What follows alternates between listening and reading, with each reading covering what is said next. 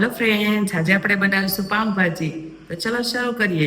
પાઉંભાજી બનાવવા માટે મેં આ કુકર લીધું છે. તો કુકરની અંદર આપણે હવે બધું બાફવા મૂકવાનું છે. તો અમે ત્રણ બટેકા અમે છાલ ઉતારી અને કટ કરીને ધોઈને મેં લીધેલા છે, તે આપણે એડ કરી દઈશું.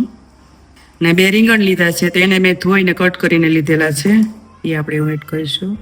અને મેં એટલું ફૂલેવું લીધું છે, આને પણ મેં ધોઈને સાફ કરીને લીધેલું છે, તો એ આપણે એડ કરીશું. થોડા વટાણા લીધા છે, થોડો બીટનો ટુકડો લીધો છે, એ નાખી દઈશું આપણે. થોડું અડધી ચમચી જેટલું મીઠું નાખીશું આમાં. 1 ગ્લાસ ભરી પાણી નાખીશું. અને હવે આપણે કુકરનું ઢાંકણું બંધ કરીને બધું બફાવા માટે મૂકી દઈશું. 4-5 વિસલ કરી નાખશું. અને આપણે હવે બફાવા મૂકી દીધું છે. હવે આ બધું બફાઈ ગયું છે કે આપણે જોઈ લઈએ કુકર ખોલીને. જે આ બધું બફાઈ ગયું લાગે છે. જે બધું બફાઈ ગયું છે, તો હવે આપણે આને એક સરખો ચૂંદો કરી નાખીએ આ રીતે. પેલાનો એક સરખો બધો ચૂંદો કરીને પછી આનો ભાજીનો આપણે વઘાર કરવાનો છે. તો એક તવી મૂકી છે ગરમ કરવા માટે. તો હવે ભાજીનો વઘાર કરવાનો છે, તો આપણે એમાં થોડું તેલ નાખી દઈએ. 4-5 પાવડા જેટલું તેલ નાખ્યું છે આમાં. તેલ ગરમ થાય એટલે આપણે થોડુંક અડધી ચમચી જેટલું જીરું નાખી અને ચટકવા દેવાનું છે. તેલ આપણું ગરમ થઈ ગયું છે, તો અડધી ચમચી જીરું નાખીને જીરાને આપણે ચટકવા દેવાનું છે. જીરું ચટકી જાય એટલે આપણે એમાં ચોપ કરેલી ડુંગળી નાખવાની છે. જીરું આપણું ચટકી ગયું છે, તો એમાં ડુંગળી નાખી દઈશું આપણે ચોપ કરેલી. બધું બરાબર મિક્સ કરી લેવાનું છે આ રીતે. તે ડુંગળી આપણી સાતળાઈ ગઈ છે, તો હવે આપણે અંદર ટમેટાની પ્યુરી એડ કરવાની છે. તો 4 ટમેટા મોટા લીધા હતા, તો એને આપણે ચોપ કરી નાખ્યા છે, તો આપણે એમાં એડ કરી દઈશું. ને બધું બરાબર મિક્સ કરી લેવાનું છે આને.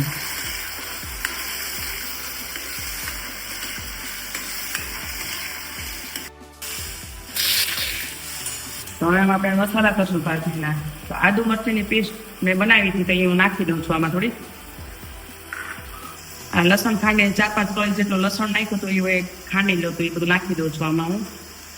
ને આ બધું બરાબર હલાવી નાખવાનું છે આ રીતે. એકદમ સરખો મિક્સ થઈ જાય તો આપણે બેઝિક મસાલો કરવાનો છે આમાં. સ્વાદ પ્રમાણે મીઠું આપણે આગળ પહેલાથી નાખેલું જ હતું, તો આપણે ઓછું નાખવાનું છે અત્યારે. 2 ચમચી લાલ મરચું પાવડર, અડધી ચમચી હળદર પાવડર, ને બધું બરાબર મિક્સ કરી લેવાનું છે.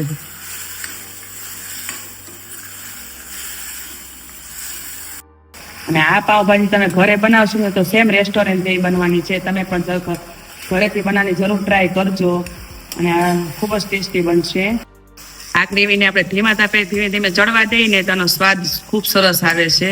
તો તમે હળવે હાથે ધીમે ધીમે ફેરવતું જવાનું, અને ચડવા દેવાની છે બરાબર.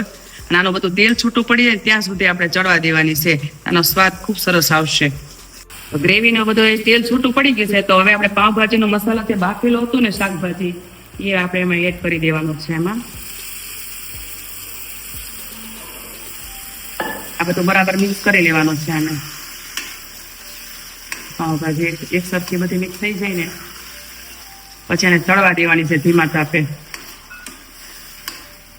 તો પાવભાજી આપણે ચડે છે, તો હવે બનીને આપણી રેડી થઈ ગઈ છે. તો ચાલો જમવા બધા. હવે ભાજી આપણી બની ગઈ છે, તો અડધા લીંબુનો રસ આપણે એડ કરી દઈશું આમાં.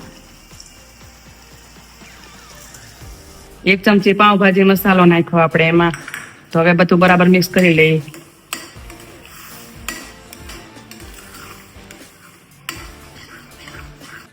તો ભાજી આપણે નીચે ઉતારી લીધી છે, તો એમાં આપણે ધાણા નાખી દઈએ ઉપરથી. તો હવે પાવને તળવા વાટું થઈને એક પેન મૂક્યું છે, તો પેનમાં આપણે હવે તેલ નાખવાનું છે થોડું. આ રીતે થોડું તેલ નાખી દઈશું આપણે, અને બધું બરાબર એક સરખું ફેલાવી દઈશું આ રીતે. તો તેલ ગરમ થઈ ગયું છે, તો થોડીક આપણે પાવભાજી મસાલો છે ને એમાં નાખી દઈશું આ રીતે. પછી પાવને આપણે ગરમ કરવા મૂકી દેવાના છે.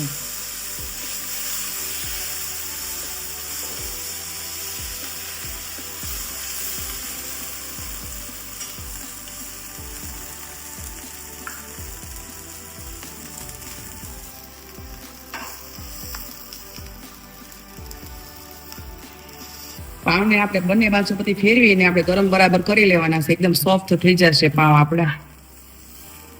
પાઉં આપણા તળાઈ ગયા છે તો હવે નીચે મૂકી દઈએ આપણે.